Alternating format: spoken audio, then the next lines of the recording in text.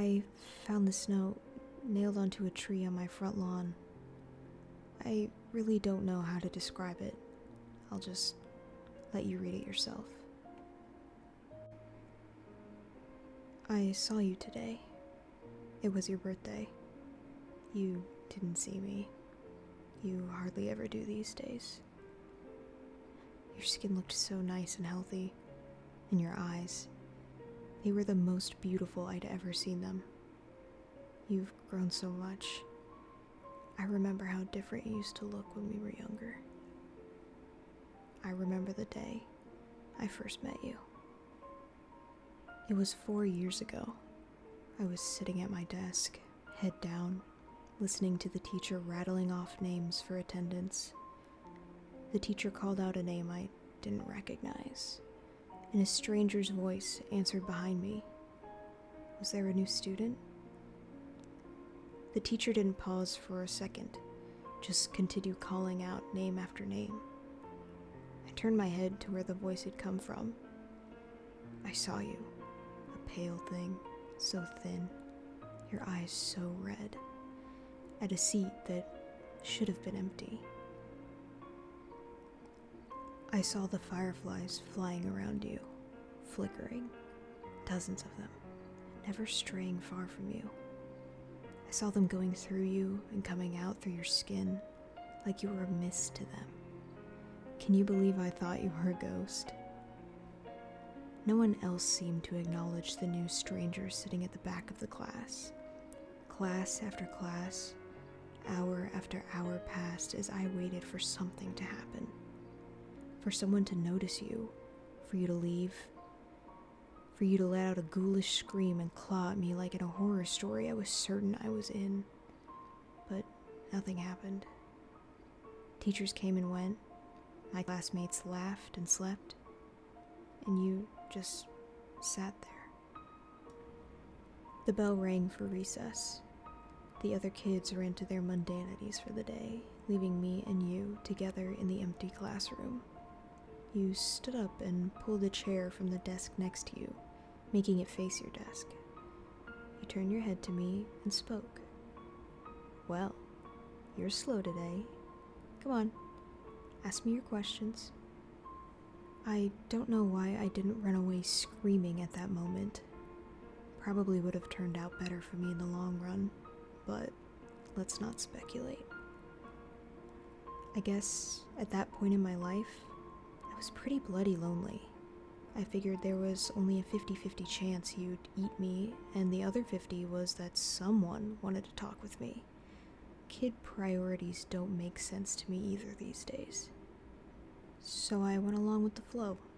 I walked over to your desk, sat down on the chair you pulled for me, and asked my question. What were you? You told me you didn't know. You said that once you were a child, just like me, with parents and friends. You used to go to the same schools as me. Then, one day, one ordinary day, when you were 10, you just woke up and you were like this, covered in fireflies, and no one could remember you the moment they concentrated on anything else. No one, not even your parents. You told me how I'd notice you every day, how I'd think of you until recess every day, how I'd come to you every day, how we would talk every day, how we would meet for the first time every day for the last 3 years, about how I'd forget the instant I walked out of the room, how everyone would forget you, how the fireflies would make them, how for the last 3 years you'd been alone. Your story was very hard to believe, so I didn't. I asked what reality prank show I was on. You looked, well, unimpressed and asked me to continue telling my story. I was caught off guard by the non sequitur. You said last time I was here, I was telling you a story, a horror story about a haunted house. As you detailed the story, goosebumps prickled my skin. It was a story I'd been making up in my head, a story I hadn't told anyone yet. At that moment, a million reactions were open to me, all simultaneously adequate and inadequate. But the only thing that seemed proper was to finish the story for you. So I did. Halfway through, you interrupted me to ask if my mother had recovered from her sickness yet. I had to shake my head, a bit ashamed at the fact that I shared this private matter to a stranger. The story ended a few minutes before recess. My next class was in the other room. You told me to go. Your steadiness took me back. You seemed so accepting of your fate, like you'd already gotten used to the idea of being forgotten forever. I was a kid back then. I wasn't a particularly smart kid, and I was probably on the onset of a crush, so you can excuse what I did next as an example of my childhood stupidity. I grabbed my scissors, pressed it against my arm's skin, and dug in. As it drew blood, I pushed it forwards till the cut formed the shape I wanted. Letter by letter, I carved your name onto my arm. Just so you know, I don't regret that. Don't get me wrong, kid power might have made me do it, but it sure as hell didn't make the pain go away. It was one of the most painful experiences of my life.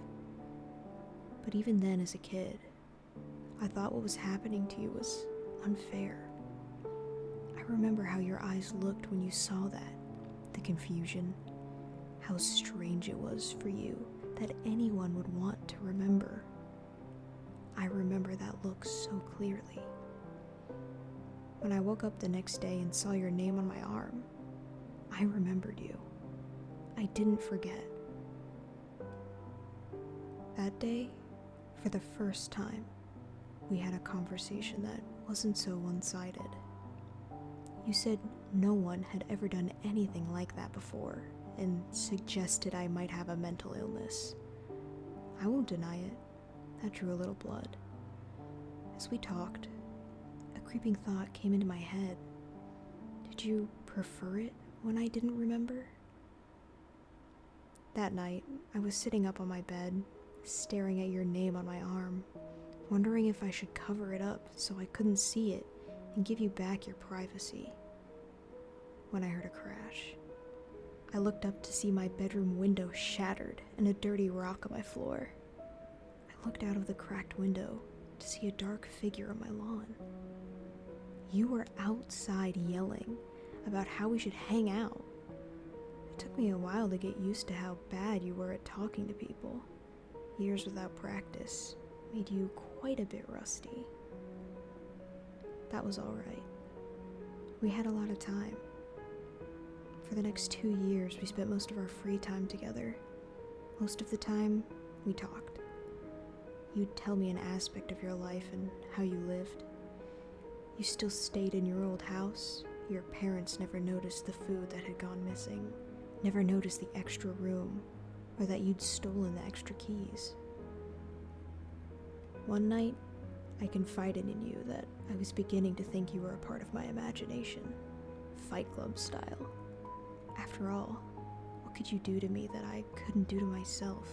You spent the next month or so trying to leave bite marks on my ear or neck to prove a point.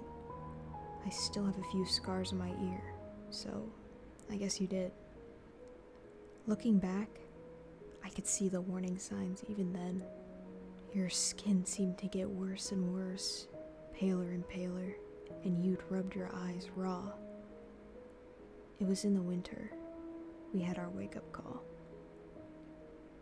The morning began like any other. I woke up, brushed my teeth, and started searching for clothes to wear. It was a winter morning, and my room was dark, so I didn't see your name on my arm.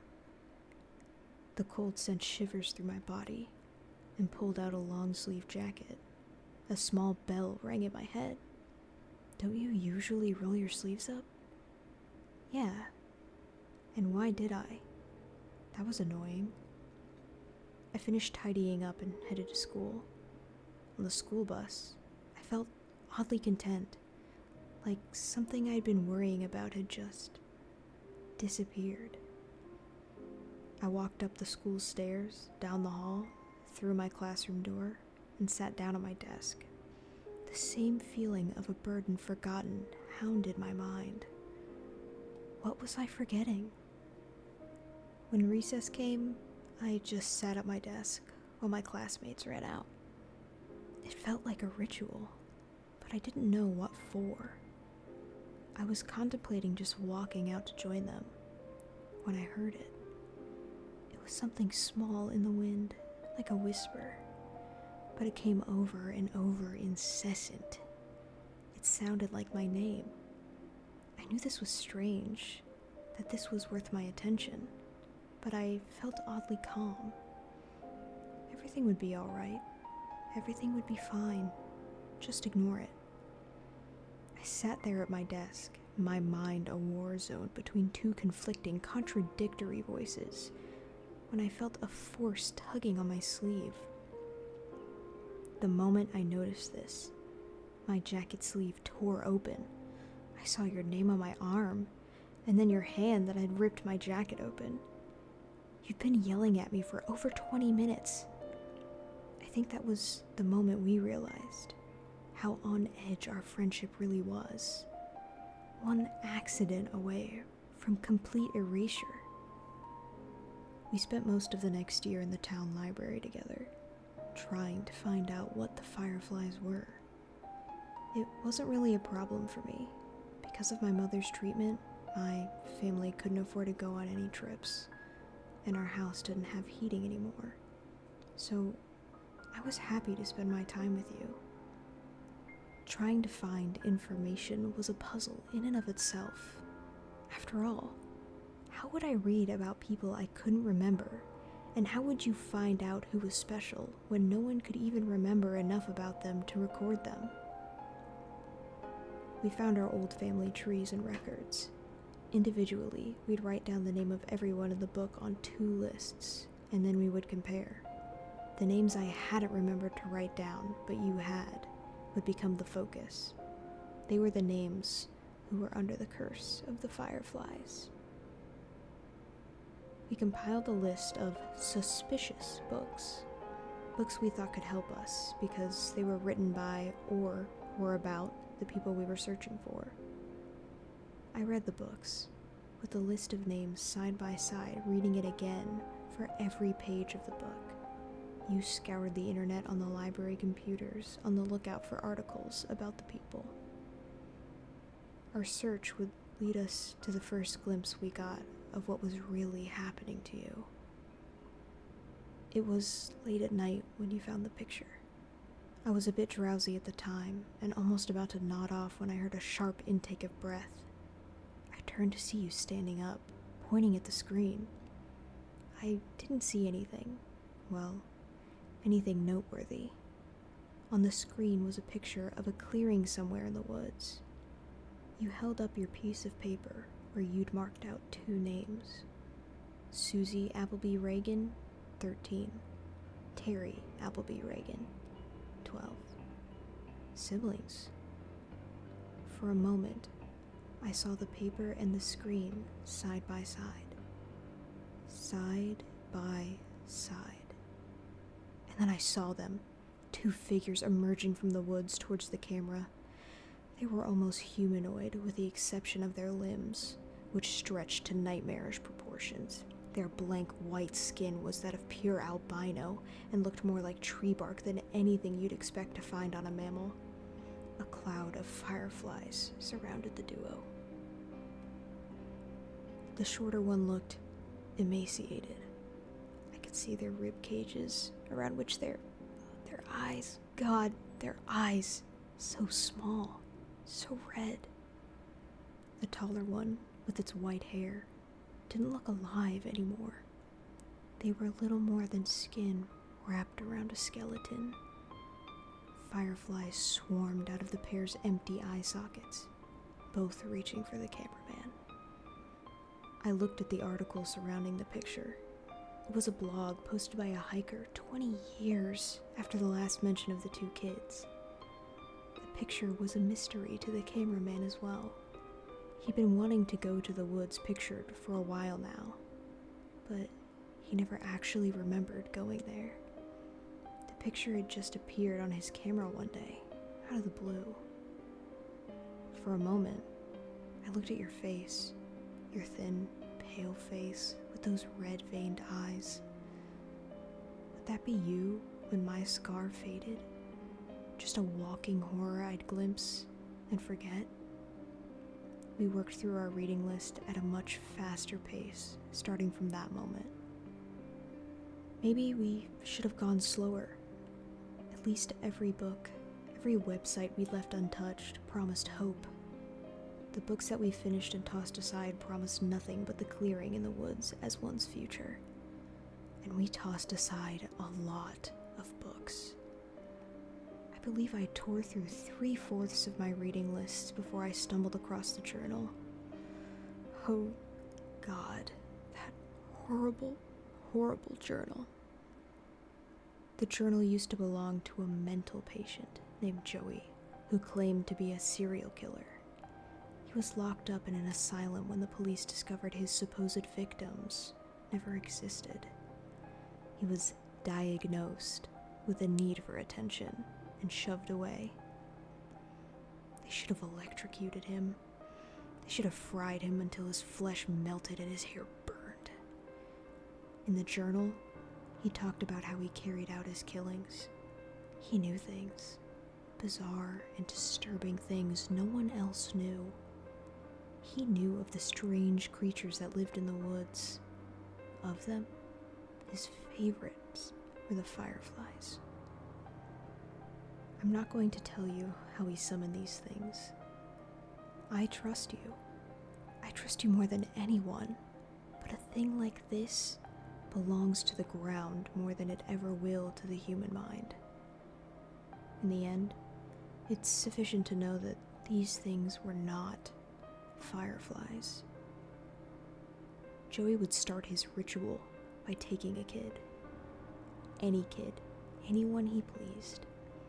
He would take them at any time, in the dead of night from their own homes, or in broad daylight from their front yards. It didn't matter if he was seen. He'd take them to his house and drag them inside. Usually, an Amber Alert came up at that point. He didn't care. Like I said, it wouldn't matter soon. He'd drag them to a special room in his house. Here, the fireflies would come and latch onto them. Now, nobody was searching for the kids. Not the police, not the parents, nobody. From then on, he could do whatever he wanted to the kid. He'd get bored of them after a day or two, after the child had broken. At that point, he'd dispose of them. Hacksaw, kitchen knife, anything would work. He detailed a large pit of bodies he kept in the woods, swarming with bugs. One day, I guess he got bored of that too, so he went right to the police station and turned himself in. Not on an account of guilt. No. He just wanted someone to know about the stuff he was doing. Sick bastard. Oh, don't get the wrong idea. He never stopped killing kids. The asylum doors didn't stop him from doing what he liked. It just made him improvise. He made a new way. He modified the flies so they could survive without a host, just in a dormant state. When a child would approach the swarm, it would latch on and begin its effect. Over the years, the child would warp horribly into the things we saw in the woods. I wish I could hate him in peace. I wish I could say the world owed him nothing. But that wouldn't be true. He detailed a way out. On the final page, there was an exact explanation on how to get rid of the fireflies.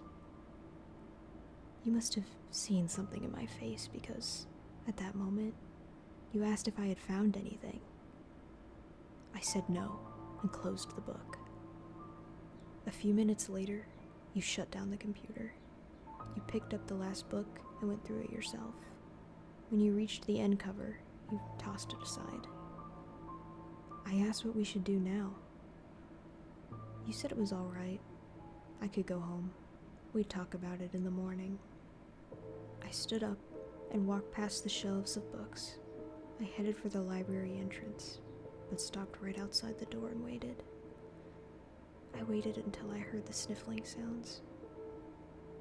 I sneaked back to our table, where you were quietly sobbing. You had your head in your hands. I sat back down as you raised your eyes to me. You said you wish you'd never met me. How happy you were when you had nothing to lose. How I ruined your life. You'd never really gotten better at talking to people.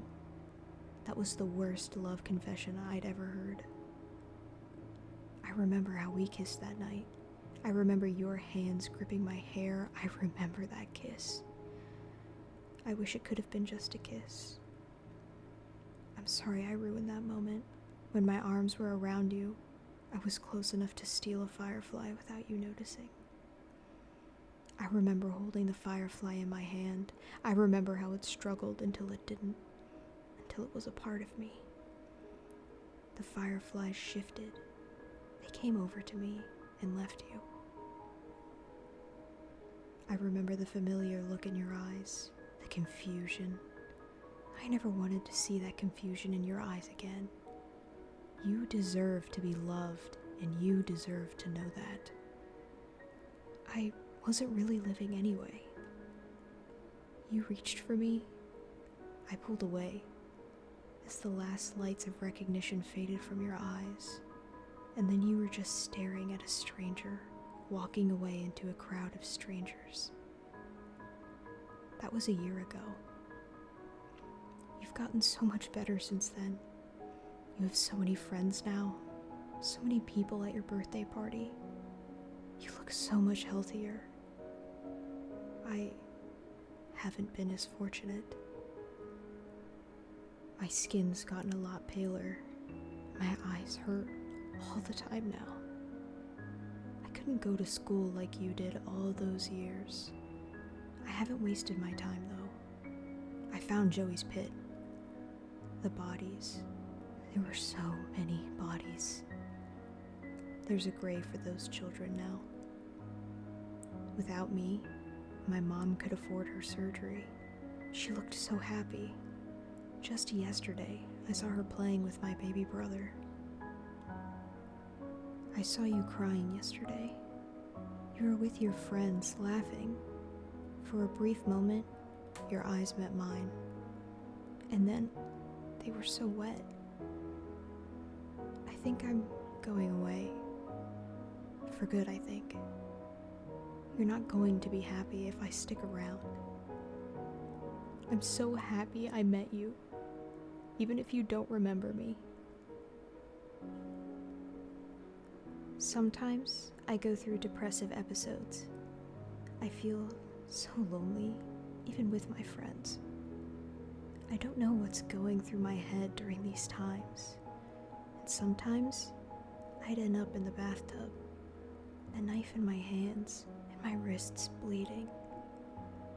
Until now, I thought I was cutting my wrists. I wasn't. The cuts, they're letters. I've been carving a name onto my arm.